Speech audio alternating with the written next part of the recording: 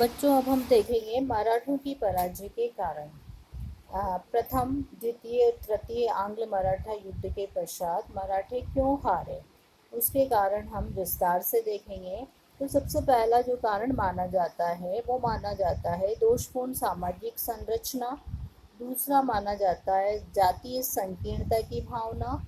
तीसरा माना जाता है दुर्बल सैन्य व्यवस्था। तो अब हम देखेंगे विस्तार से कि मुगल साम्राज्य का पतन हो गया था। पेशवाओं के नेतृत्व में मराठा शक्ति तेजी से बढ़ गई थी। ऐसी संभावनाएं दिखने लगी थी कि मुगलों का स्थान मराठे ले लेंगे, किंतु अंग्रेजों के समक्ष विस्तृत मराठा साम्राज्य नहीं टिक पाया और मराठों की इस अनपेक्षित पराजय के लिए प्रमुख इतिहासकार विभिन्न मत प्रस्तुत करते हैं।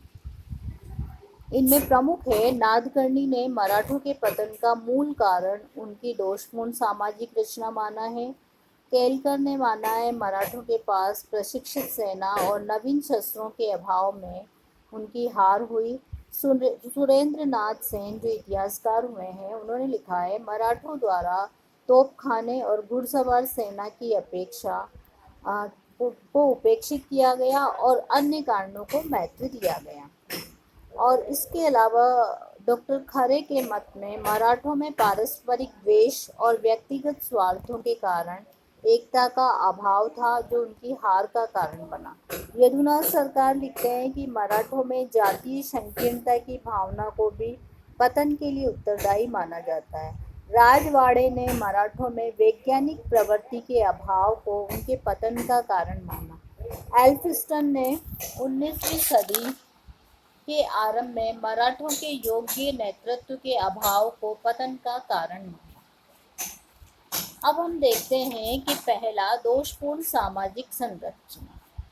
नादकर्णी इतिहासकार लिखते हैं कि मराठों की दुर्बलता का मूल कारण उनकी पिछड़ी हुई सामाजिक दशा है, जिसके कारण वे आत्मनिर्भर नहीं बन सके।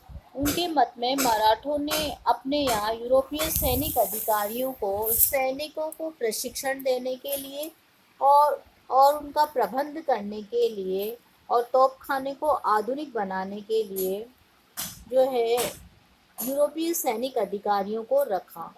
इस लेकिन इसके बावजूद वे हारे, इसलिए उनके अभाव को मराठों के पतन का मुख्य कारण नहीं माना जा सकता। उनके मतानुसार एक और मराठों के सामाजिक व्यवस्था के कारण उनमें व्यक्तिगत गुणों का विकास नहीं हो सका। दूसरी ओर अंग्रेजों की शिक्षा और चरित्र उनके मुकाबले कहीं अधिक श्रेष्ठ था। दूसरा कारण माना जाता है जातीय संकीर्णता की भावना। अब जातीय संकीर्णता की भावना का पक्षधर हैं सरदेसाई। वे मानते हैं कि शिवाजी और आरंभिक पेशवाओं के काल में मराठों के शासक वर्ग में इस प्रकार की भावना नहीं थी, किंतु प्रथम आंग्ल मराठा युद्ध के बाद पूना में संकीर्ण भावना के चिन्ह स्पष्ट दिखाई देने लगे। पेशवा और नाना फडणवीस ब्राह्मण थे। वे उच्च स्थानों पर केवल ब्राह्मणों की नियुक्ति करते थे। इससे अन्य मराठा सरदार अप्रसन्न थे और वो पेशवा का साथ नहीं देते थे। अब सरदेसाई के इस कथन को खरे और केलकर ने स्वीकार नहीं किया। वे कहते हैं कि वास्तव में पेशवा और फडणवीस के व्यक्तिगत द्वेष और स्वार्थ के कारण बाजीराव द्वितीय ने अपने स्वार्थ के कारण ही अंग्रेजों से संधि करना आवश्यक समझा था। गायकवाड़ ने अपने हितों को बनाए रखने के लिए अंग्रेजों से मित्रता की थी। अब हम तीसरी जो पराजय का कारण देखेंगे, दुर्बल सैन्य व्यवस्था। शिवाजी ने कुशल घुड़सवार सेना का गठन करके और गुर्रिला पद्धति अपनाकर मुगलों के विरुद्ध सफलता प्राप्त की थी, किंतु मराठा साम्राज्य के विस्तार के साथ मराठा सरदारों ने गुर्रिला पद्धति को त्याग दिया और वास्तव में उत्तर और दक्षिण के प्रदेशों में मराठों की विशाल सेनाएं अपने अभियानों में गुर्रिला पद्धति का प्रयोग कर भी नहीं सकती थीं।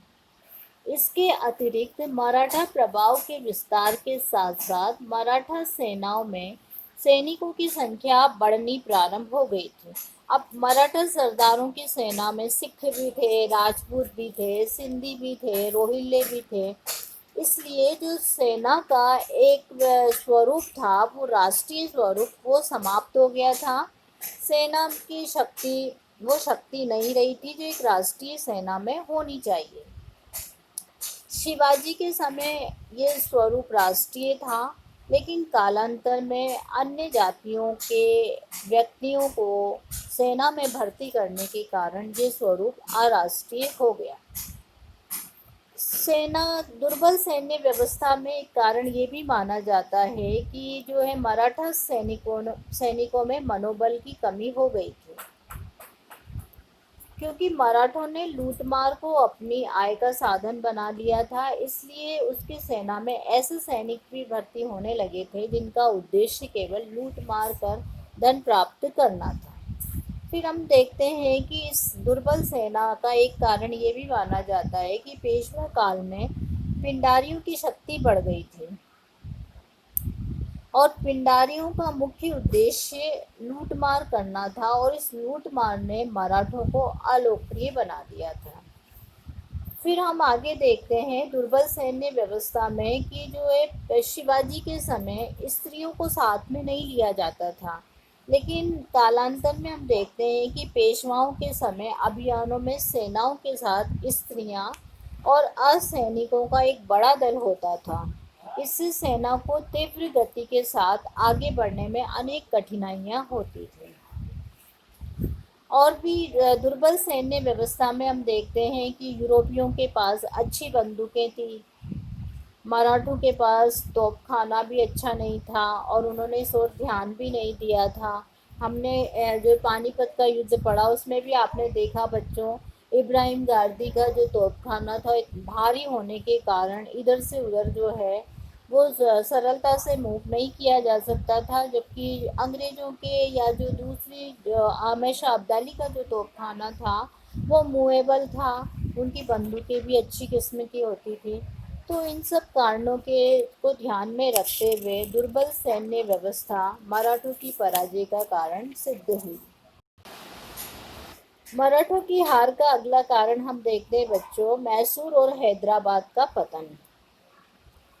दक्षिण भारत में हम जानते हैं तीन शक्तियां थी इस समय, मराठा था, निजाम थे और मैसूर थे।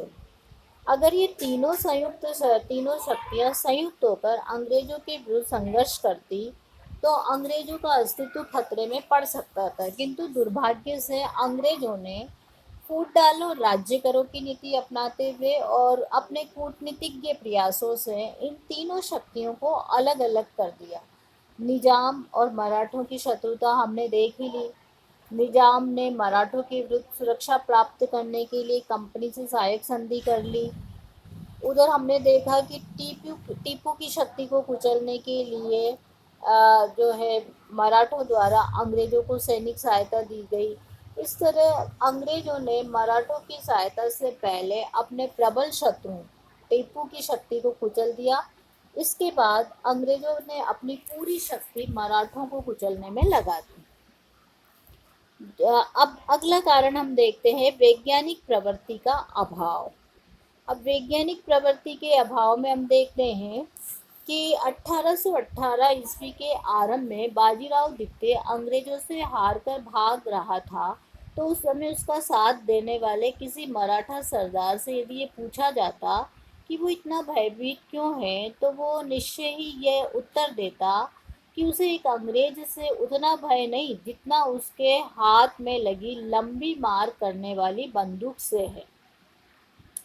राजवाड़ा के अनुसार यदि कुशल नेतृत्व के साथ साथ वैज्ञानिक पद्धति का अनुसरण किया जाता तो मराठे इतने आसानी से परास्त नहीं होते। फिर अगला उनकी हार का कारण माना जाता है मराठों में एकता का अभाव। हमने देखा जितनी भी संधियां पढ़ी इसमें हमने देखा कि कहीं भी मराठा संघ के सरदारों ने एकमय होकर अर्थात एकजुट होकर होलकर ने, सिंधिया ने, गायकवाड़ ने, इन्होंने कहीं भी एकजुट होकर अंग्रेजों का सामना नहीं किया। अंग्रेज़ों ने इन्हें अलग अलग मोर्चे पर पृथक पृथक रूप से परास्त किया। और आपने देखा नाना फडणवीस महादजी की प्रतिद्वंद्विता चरमोत्कर्ष पे थी। गायकवाड़ मराठा युद्ध में जो है अंग्रेज़ों की मित्रता कायम करता रहा, तटस्थ रहा। तो इस तरह से ये जो सारा युद्ध अभियान रहा, इसमें इन शक्तियों का आपस में तालमेल नहीं रहा, और ये मराठों की हार के कारण